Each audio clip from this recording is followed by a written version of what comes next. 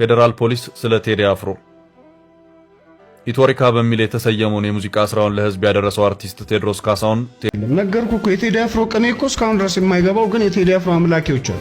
ዶክተር አብይ አንበሳ ነው። የቴዲ አፍሮ እንቅስቃሴ ቢገታም በደህና ሁኔታ ላይ ይገኛል ሲሉ የቅርብ ምንጮች ተናገሩ። ማለት ይሄን ያክል ምኑ ቢነካ ነው እንደዚህ አይነት መረበሽ ውስጥ የገባው? ፌደራል ፖሊስ የቴዲ አፍሮን ቤት በረበረ። አርቲስት ቴድሮስ ካሳሁን አዲስ አልበም ከለቀቀ በኋላ በፌደራል ፖሊስ ምርመራ የተደረገበት ነው የሚሉ ብዙ ውዥንብሮች እየተሰሙ ይገኛል። አበደ መፈንቅለ ማለት አበደ ልደቱ አርቲክል ሲጽፍ ለመፈንቅለ ቴዲ አፍሮ አሁን ከሀገር ጠፍቷል ወይስ አሁንም በተወለደበት ሀገር ውስጥ ነው ያለው? ሙዚቃማ ካልወደድኩ ነፍስ ያለኝ ማለት ነው። ማን ይወዳል ማለት ድሬድሎክ ሳይኖረው ወይም ወደ ዘፈነበት ሀገር ተጠሎ ነው ያለው። ብዙ የሐሰት መረጃዎች እየተነሱ ነው። ዶክተር አብይ አንበሳ ነው። ይሰራል፣ አይሰርቅም፣ ጀግና ነው። እንወደዋለን፣ እንሞትለታለን። አክቲቪስቶቻችንን መሀልም የቴዲ አፍሮን ስም አንስተው የሚነሱ ብዙ መረጃዎች አሉ። ይህ ከእውነት የራቀ ሐሰት ነው። ሰላም እየተወደዳችሁ ክቡራንና ክቡራን የሃናኒ ቲቪ ተመልካቾቻችን እንደምን አላችሁ? እንደምን ሰነበታችሁ? ውድ ቤተሰቦቻችን ዛሬም ለእናንተ በአዲስ ቪዲዮ መተናል። ውድ ቤተሰቦቻችን ይህን ቪዲዮ ከመጀመራችሁ በፊት ላይክ እያደረጋችሁ ተዘምሩ ዘንድ በአክብሮት ጠይቃለሁ። ውድ ቤተሰቦቻችን እንደምናውቀው አርቲስት ቴድሮስ ወይም ቴዲ አፍሮ ኢትዮሪካ አልበሙን መልቀቁን ሁላችንም ሰምተናል። በዚህ አልበም ዙሪያ ብዙ አዳዲስ ነገሮች እየተሰሙ እንደሆነ ሁላችንም ሰምተናል፣ ሁላችንም እናውቃለን። ይህ አልበም ብዙ አክቲቪስቶችና ብዙ ሶሻል ሚዲያ ላይ ሀገርን የሚያምሱ ሰዎችን ላይ ብዙ ግርታዎችንና መነጋገሪያ የሆነ አልበም እንደሆነ ሁላችንም እናውቃለን። ብዙ አክቲቪስቶቻችን ሀገርን ዘፈነ፣ ሀገር ላይ ያለውን ቁስል እንቀሰቀሰ፣ የብዙ ሰዎችን ቁስል ቀሰቀሰ ብለው ብዙ ሲነጋገሩበት ነበረ እና ለአንድ ሳምንት ኃይል ወይም ለ10 ቀን ኃይል በዚህ አልበም ዙሪያ ብዙ ሲነገርለት ነበረ። ግን አሁን በኢትዮጵያ ላይ እንደምናውቀው አንድ ነገር አዲስ ነገር ሲሆን ተወሰነ ቀናት ወይም በጣም ከዘለለ ለአንድ ወር አይለው የምንሰማው አሁን የቴዲ አፍሮ አልበም ቀስቀስ ብሏል። ፖለቲከኞችም ሌላ ርዕስ እየፈለጉ ይገኛሉ። እንደምንሰማው የፌደራል ፖሊስ የቴዲ አፍሮን ሙዚቃ ቤት ወይም ሚክሲንግም የተለያዩ ነገሮችን የሚሰራውን በርብሮ እቃዎቹን ሙሉ በሙሉ ወስዷል የሚሉ አይነት ቪዲዮችን ሰሞኑን በጣም ሲረማመር ነበር። ቴዲ አፍሮ ላይ የምናካሄደው ምርመራም ሆነ የቀረበ ጥቆማ የለም ሲል ፌደራል ፖሊስ አስታወቀ።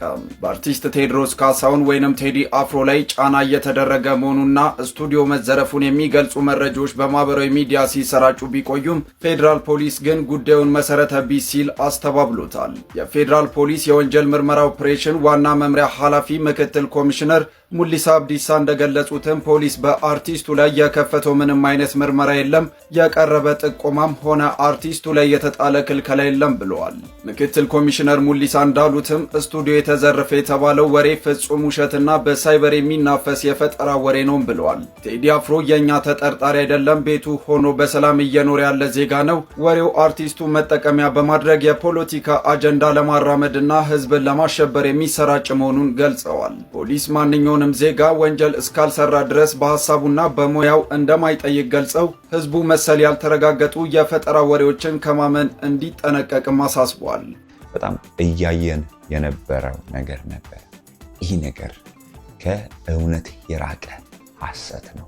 ፌደራል ፖሊስ ስለ ቴዲ አፍሮ ኢትዮሪካ በሚል የተሰየመውን የሙዚቃ ስራውን ለህዝብ ያደረሰው አርቲስት ቴድሮስ ካሳሁን ቴዲ አፍሮ ከዘፈኖቹ ይዘት ጋር በተያያዘ በጸጥታ ኃይሎች ጫናዎች እየተደረጉበት ነው።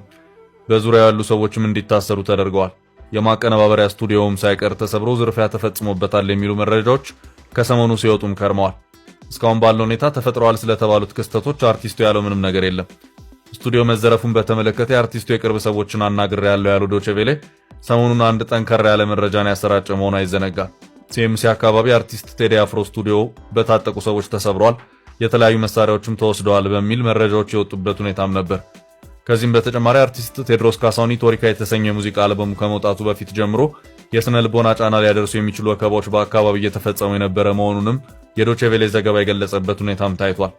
ወደ ቴድሮስ ካሳሁን ቴዲ አፍሮ ስቱዲዮ ያመሩት የፌዴራል ፖሊስ ዩኒፎርምን የለበሱ መሆናቸውንም በማመልከት መረጃዎች በስፋት ሲሰራጩ የቆዩ ሲሆን በዚሁ ዙሪያም የፌዴራል ፖሊስ ምላሹን ሰጥተኛል ሲል አዲስ ማለዳ በዛሬው ዕለት ባሰራጨው ዘገባ አመላክቷል። አዲስ ማለዳ በዚሁ የዛሬው ዘገባው በከያኒ ቴድሮስ ካሳሁን ቴዲ አፍሮ የቅርብ ሰዎች ላይ ተደርጓል የተባለውን እስርና ክልከላ እንዲሁም የስቱዲዮ ዝርፊያን በተመለከተ የፌዴራል ፖሊስ ኃላፊ ምላሽ ሰጥተውኛል ያለ ሲሆን ከዚሁ ጋር በተያያዘ የተሰራጩት መረጃዎች መሰረተ ቢስና ከእውነት የራቁ ናቸው በማለት ማስተባበሉን አመላክቷል። አዲስ ማለዳ ምላሹን ሰጥተውኛል ያላቸው በፌዴራል ፖሊስ የወንጀል መምሪያ ኦፕሬሽን ዋና ኃላፊ ምክትል ኮሚሽነር ሙሊሳ አብዲሳ ፌዴራል ፖሊስ የሚሰራው በህግና በህግ ብቻ ነው፣ በርካታ ኦፕሬሽኖችን እንሰራለን፣ እዚህ ኦፕሬሽን ውስጥ ከሱ ጋር የሚገናኙ ነገሮች እኛ ያደረግነው ነገር የለም ሲሉ የተናገሩ መሆኑን አመላክቷል።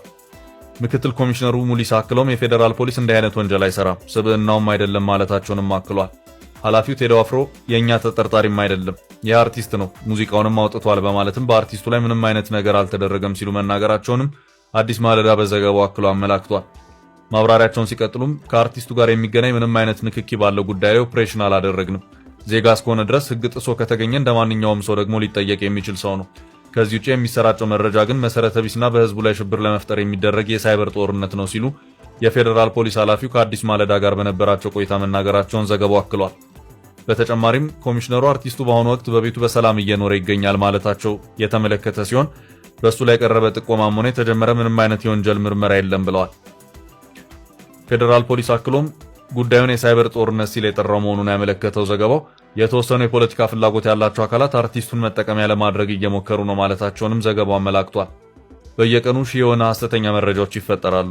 ስለዚህ አርቲስቱን እንደመያዣ አድርጎ የፖለቲካ አጀንዳ ማድረግ የሚፈልጉትን እያየን ነው።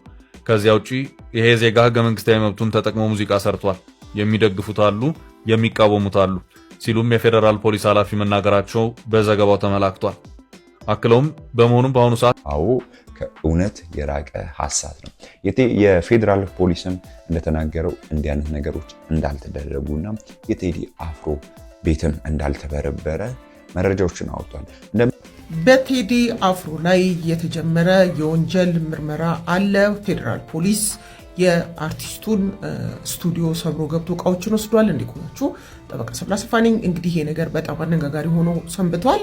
ከዚህ ጋር በተገናኘ የፌዴራል ፖሊስ የወንጀል ምርመራ ጠቅላይ መምሪያ እንግዲህ በዚህ ረገድ ምላሹን ሰጥቷል። ምንም አይነት ጥቆማ በቴዲ አፍሮ ላይ አለመቅረቡንና ፌዴራል ፖሊስ በአርቲስቱ ላይ እያካሄደ ያለው ምንም አይነት የወንጀል ምርመራ አለመኖሩን ገልጸዋል። ከዚህም ባሻገር ፌዴራል ፖሊስ በአርቲስቱ ስቱዲዮ ውስጥ ገብቶ ሰብሮ ገብቶ ያደረገው ምንም አይነት ብርበራና ፍተሻና እቃ መውሰድ አለመኖሩን እንዲሁም ደግሞ የፌዴራል ፖሊስ ባህሪ ስብዕና እንደነኚህ አይነት ነገሮችን ማድረግን በፍጹም ሊፈጸም እንደማይችል አመልክተዋል ማለት ነው። እንግዲህ እንደሚታወቀው በዚህ ላይ አርቲስቱም በማናጀሩ በኩል ምንም የሰጠው መግለጫ የለም።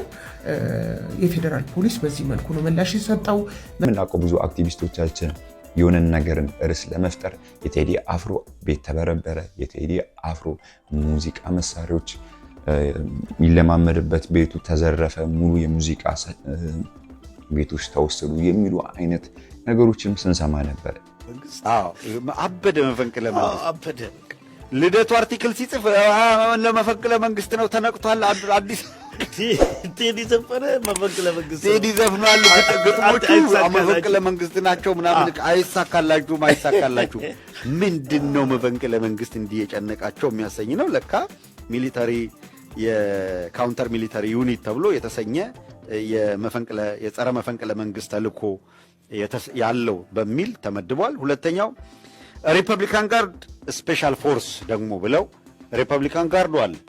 ከሪፐብሊካን ጋርዱ ደግሞ ሌላ ሪፐብሊካን ጋርድ ስፔሻል ፎርስ ደግሞ ተብሎ ለብቻ ደግሞ እንዲሰለጥን ብትንትን አድርጎታል እኮ በቃ ሶስተኛው የሪፐብሊክ ወታደራዊ ኃይል ወይም ሚሊታሪ ፖሊስ የሚባሉ ዩኒቶች እንዲደራጁ ተደርጓል። በዚሁ ልዩ የዘመቻዎች እዝ ጠቅላይ መምሪያ ስር እንዲጠረነፉና በዛ ስር ትእዛዝ እንዲቀበሉ ነው የተደረገው። በአዲስ አበባና በዙሪያው የታዋቂ ሰዎችን እገታ፣ አፈና ጨምሮ ለስርዓቱ ያሰጋሉ የተባሉ አካላትን እያደነ የሚለቅመው ይሄ ቡድን ነው። በአብይ አህመድ ዙሪያ ሊያጋጥሙ ይችላሉ የተባሉ አደጋዎች በሙሉ የመመከት ተልዕኮ እንዲሰራ ትእዛዝ ተሰጥቶታል። በወታደራዊ መረጃ ላይ የወታደራዊ መረጃ ምንጮቻችን ይሄ ኃይል የሚያደርገው እንቅስቃሴ እዚህ ላይ የተመሰረተ መሆኑን ያስረዱት። የራሱን በወታደራዊ አገዛዝ በመቀየር ሂደት ላይ ያለው የአብይ አህመድ አገዛዝ ከጀነራሎቹ አሊያም በስርዓት ውስጥ ያሉ ሲቪል አመራሮች ከወታደራዊ መኮንኖች ጋር በመቀናጀት ጥቃት ይፈጽሙብኛል የሚል ከፍተኛ ስጋት ላይ ነው የሚገኘው። ይሄ ተጨባጭ ነው ብለዋል የመረጃ ምንጮቻችን። ዩኒት በተባሉ ኤሊቶች ወይም ፎርሶች ላይ የሰራው ሪፎርምና ጥብቅ ስምሪቶች፣ በተጨማሪ አዲስ አበባን የሚያስጨንቅ በቴክኖሎጂ የታገዘ ወታደራዊ ስምሪት መስጠት፣ እነዚህ የመሳሰሉትን አዲስ አበባ በአምስቱም መግቢያ በሮች የድሮን ቅኝት ጨምሮ ሌሎች የቴክኖሎጂ ውጤቶች ወታደራዊ ስምሪት አካል እንዲሆኑ የሚል ትእዛዝ ሰጥቷል። የመረጃ ምንጮች የብልጽግናው አገዛዝ በጠመቃቸው ድርብርብ ቀውሶች ሳቢያ በከተማ ግንባር ይፈጠራል የሚለው ስጋት ከፍ ብሎ እየተጨነቀ ነው ያለው።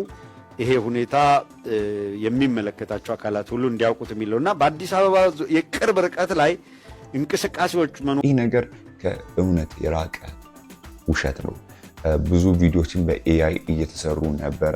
የቴዲ አፍሮ ቤት እንደተበረበረ፣ ዶክተር አብይ የቴዲን አፍሮ የሙዚቃ ሲስተሞች የተለያዩ ነገሮችን ይዞ ሲሮጥ ያለ ቪዲዮችንም በኤአይዎች እየተቀነባበሩ የብዙ ሰዎችን ግርታ ለመፍጠር እየተነሱ ያሉ ነገሮች አሉ። ብዙ አክቲቪስቶቻችንም በዚህ ዙሪያ ላይ ቆንጆ መረጃ አገኘን ብለው ህዝብን እያመሱ ይገኛሉ። ማለት ይሄን ያክል ምኑ ቢነካ ነው እንደዚህ አይነት መረበሽ ውስጥ የገባው? እንዲህ አይነት መዝረክረክ ውስጥ የገባው ምንድን ቢሆን ነው? ምኑ ቢነካ ነው ብሎ የሚጠይቅ ብዙ ሰው ነው ያለው። ከነዛ ጠያቂዎች ውስጥ አንዱ ምን ሆኖ ነው እንደዚህ አይነት መዝረክረክ? አንዴ የኛ ነው፣ አንዴ ከሌን ነው የሚመስለው፣ አንዴ በዛ ሄዷል፣ እንደገና ሰዎችን ማሰር። ይህ በቃ እኮ ወደ እሱ ሊያስኩት ነው የሚል አይነት ነገር ነው እየተነሳው። ሊያስኩትም ይችላሉ፣ ነገራችን ላይ ይታወቃል። ይህን ጥያቄ እንድንጠይቅ ያደረገን ይሄ ነው። በብልጽግና ውስጥ መረጋጋት የለም፣ መረጋጋት የለም። በጣም መረበሽ ይታያል፣ በጣም መዝረክረክ ይታያል። ጠቅላይ ሚኒስቴሩ ከአንዴም ሁለት ጊዜ ወጥተው አልቃሻዎች፣ ጨዋሂዎች፣ ቆሻሻ የምትወዱ ቁራዎች ብለው እስከ መሳደብ ሁሉ ደርሰዋል። ምንድናቸውን የተነካው? እንዲህ በጣም መጠየቅ ያለበት ጥያቄ ነው። ምን ሆነው ነው? ከዚህ ከፍ ያለ ነገር ቢመጣ ምን ሊፈጠር ነው? በነገራችን ላይ ሰው እየጠየቀ ያለው ጥያቄ ነው። እንደው ከዚህ ከፍ ያለ ነገር ቢመጣ እነዚህ ሰዎች ምን ሊያደርጉ ይሆን የሚል አይነት ነገር እየተፈጠረ ነው ያለው። አይ ቲንክ ብልጽግና ይሄንን ስሜት የሚወዱ ይመስለኛል። ኤኒዌይስ የነካውን ነገር እርሱን የምንመለከት ቴዲ አፍሮ በሙዚቃው ብልጽግናን ምኑ ጋር ነው የነካው የሚለው በጣም ስስ ጎኑ ነው የነካው። በጣም ስስ ጎኑ ተነክቷል። የብልጽግና ያለ ሚላት ለዛ ነው እሷ ስትነካ ነው ብሎ ህመም አላት። ያ ህመም ነው ሲያዝረከርከው ምትሉት ስሷን ፓርት ነክቷታል። አምባገነኖች ስስ ፓርት አለቻቸው እና እሷን ነካው። እንዲህ እናብራሩ። ብልጽግና የስልጣን ፓርቲ ነው፣ የስልጣን ድርጅት ነው። በዋናነት ስልጣን ነው የሚፈልገው። በዋናነት በስልጣን ላይ ለመቆየት የትኛውም አምባገነን መንግስት ሁለት ነገሮች ያስፈልጉታል። ሁለት ነገር ብልጽግና እነዚህ ሁለት ነገሮች እንደሚያስፈልጉት አውቆ በጣም እየሰራባቸው በተለያየ አይነት መንገድ እየሰራባቸው ላለፉት 8 ዓመታት ሲሰራቸው ነበር። የመጀመሪያዎቹ ዓመታት ላይ ራሱ ህዝቡ ራሱ የፖለቲካ ማህበረሰቡ ወዶ ፈቅዶ ይሰራል። ከሆነ ጊዜ በኋላ ግን ራሱ ብቻውን ያንን ነገር የመስራት ግዴታ ውስጥ ወድቋል። በፊት ያው ሳር ቅጠሉን ብልጽግና አብይ ስለሚል በወቅቱ ለሁሉም የብልጽግና በቃ ፈቅዶ ይሰራ ነበር በአብዛኛው። ከሆነ ጊዜ ወዲህ ግን ብቻውን የመስራት ግዴታ ውስጥ ወድቋል። እነዚህን ሁለት ነገሮች አንደኛው ጉልበት ነው።